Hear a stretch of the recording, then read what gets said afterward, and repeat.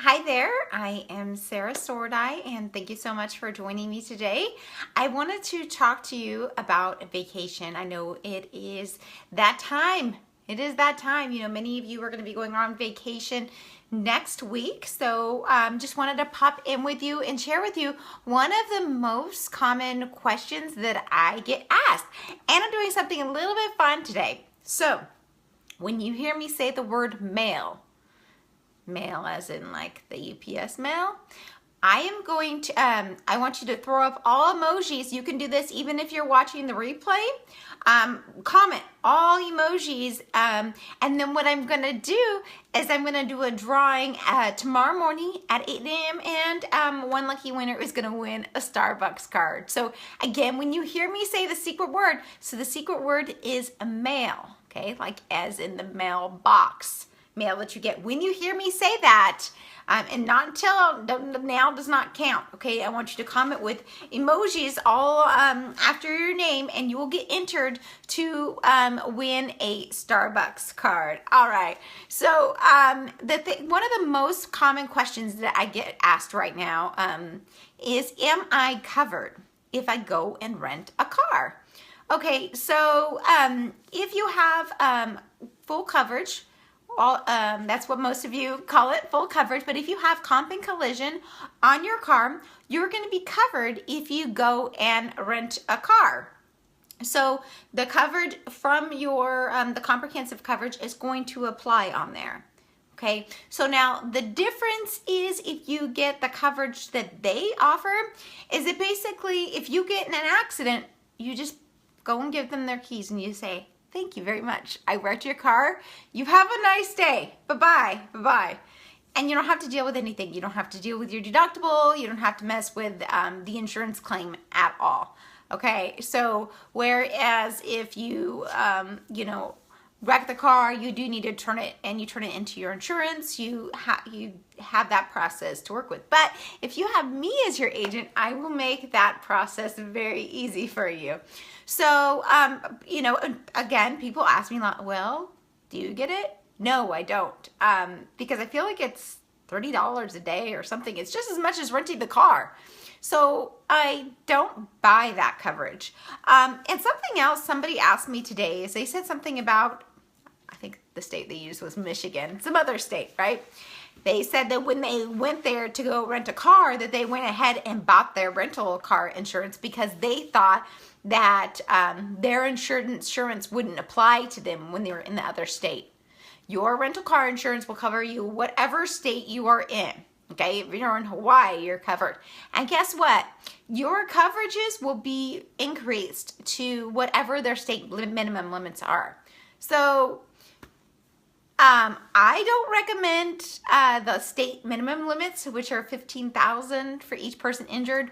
But if by chance you do have those coverage and you go to another state, let's just say, for example, that state's minimum limits are $50,000 per person, $100,000 per accident, your policy automatically increases to those coverages without you needing to call your agent, without any change in premium on your insurance. It just automatically changes. So as you're driving state, you're doing some little road trip, your coverage is going to follow you state to state no matter where you go. But hopefully, again, you don't have the 1530 limits because that does not give you very much coverage.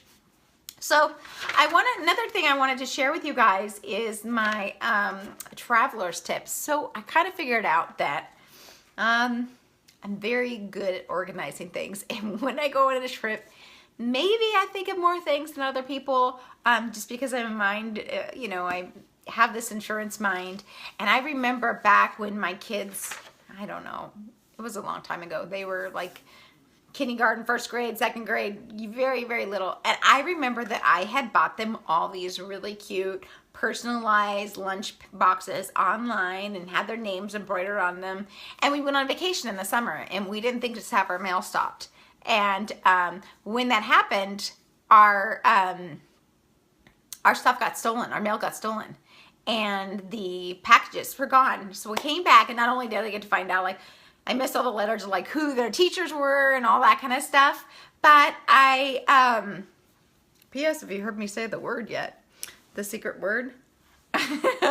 Anyways, and so I totally missed I missed out on who their teachers were all in my mail for a whole week, and I didn't get their lunch boxes. That was the biggest bummer, is those personalized lunch boxes. So my very first tip for you is to stop your mail when you go on vacation. And I always set it up because there's two options. You can pick it up when you get back, or you can have it delivered. I always set it up to have it delivered again because you know the post office has just a terrible line, and every time I go and drop something off, I always see so many people standing in that line of like that special line where you got to pick up your mail. So I highly recommend just have them deliver it to you when you get back. So another tip is to clean out, if you're gonna be gone for like a week, clean out your fridge, get rid of everything so you don't have old rotten milk when you get back from your vacation. And then you can go online to, say, for example, Vons, and well, now there's also Amazon Fresh, but if you wanted to do Vons, they will deliver your food. So you have it set up so when you get back, the day all your food is going to be delivered. So that's just one less thing that you have to worry about, is going to the grocery store and getting all that stuff. You know, you want to unwind from your trip, you've got to do all that laundry and unpack. You don't have to go to the grocery store. Just have all of your food delivered to you. And actually, Vons is so cool in that, you know, it keeps a history of the things that you've ordered before, so you can just pick that up again. And I mean, I know there's Amazon Fresh now, but Amazon Fresh does have like a yearly fee that's kind of expensive. So if you're just doing this every once in a while, Vons does, you could order on Vons, and then it keeps in there whatever you ordered last time. So whatever kind of milk and meat and bread, all that good stuff, it'll just be there. So it's so convenient. Another tip is to tell one of your trusted neighbors that you're going to be gone, and tell them how to contact you. Maybe put them as the contact for your alarm, so that especially if you're going somewhere where, say, for example, you're going to be out of the country, call your alarm company and put that person as the emergency contact, so they can look over at your house and check out and just make sure everything goes okay. And you can even give that person your insurance agent's phone number to call. So, you know, if your house is burning down or something's going on, they could call your insurance agent. And so, a few other of my tips. And again, if you want this full list, I'm gonna put a link up above, or what you can do too is you can just comment below or send me an inbox message with your email, and I will shoot it over to you directly, okay? So another thing that I recommend you do is back up your computer. So if you have an external hard drive, back it up before you go, so that if your items are, or if your computer is stolen, your personal belongings, you know, thanks. Thanks, Tammy. Did you hear what the secret word was, Tammy? I know there's a little bit of a delay. So anyways, lost my track of mind here. What was I gonna, oh, the external hard drive. Put the external hard drive in a safety deposit box or a fire safe, so that if something happens, the secret word is mail. And if you hear me say that word, then put up emojis and you will get entered to win a Starbucks gift card, okay? So yeah, keep that hard drive somewhere else. Don't keep it at your house, okay? Because if your house burns down, you don't want your hard drive there. Especially, to me, the most valuable thing is my pictures. I can get back everything else. I can get back all my clothes. I can get back everything else. My pictures are my most valuable personal property that I have in my house. So I've got that backed up like 10 different places, because I'm very, very, very cautious about that. So, okay, then I would go around whatever items that you aren't taking. Let's say you're not taking a laptop, or, you know, you've got kids' laptops, whatever that you're not taking, hide them somewhere. Don't just leave them sitting on a desk or leave them somewhere. I mean, yes, if they're going to come through your house and thrash it, maybe they'll find it, but make it hard for them, okay? If this way, at least if they're just doing a drive-through and quick, they're not going to find it. So hide it somewhere good, okay? Again, just don't make it easy. Oh, hide your car keys. You don't want to leave your car keys out so they can just steal your cars, okay? I, a lot of times, take them with me. Yeah, sometimes I gotta remember where I hid them too. I hate it when I had stuff for myself that I can't remember.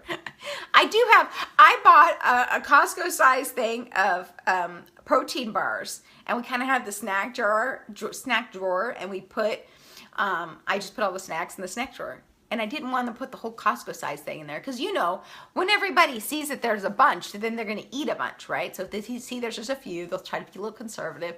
So I hid the other half of the protein bars. I can't remember where the heck I hid them. So I've been trying to figure out. So someday I'm going to come up to all of these. That happened with chips once because it's kind of the same thing with Costco size of chips I did. So anyways, someday I'm going to run across all these protein bars. Yeah, so hide your keys, or even if, sometimes what I do is, say if we've got 2 cars that are here, put the second car that's going to be parked in front, if you've got one parked in your house, park it in front of the garage and the other car. I don't know. I just try to make it difficult. So if they're going to try to steal the car and, you know, fill it up with your stuff and back it out, they can't. These are the types of things I think about.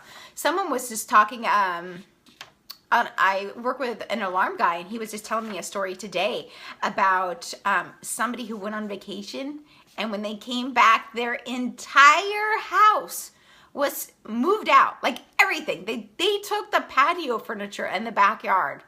So for sure these people didn't have an alarm. You gotta have an alarm. So, and of course, make sure you lock all your doors, put your lamps on timers,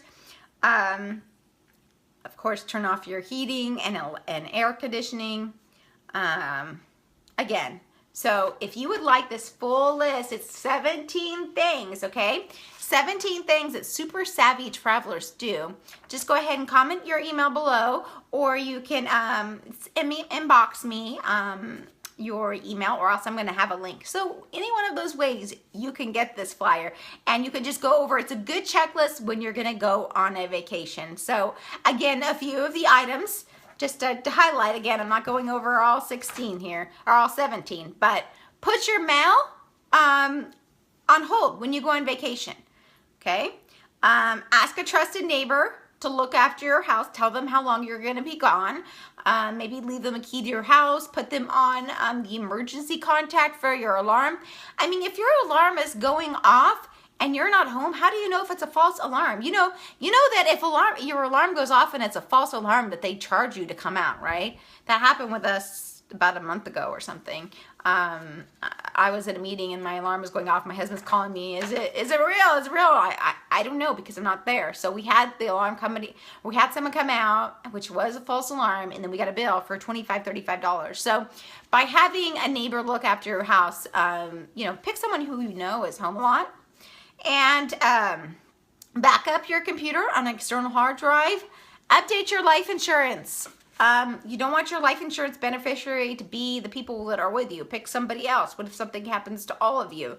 You know, these are the things to think about. So anyways, I hope that these items have been valuable. Oh, and one last thing to recap the main thing, if you're coming in late here, it was about renting a car. And if you rent a car, you are generally covered if you have the comp and collision coverage on your policy.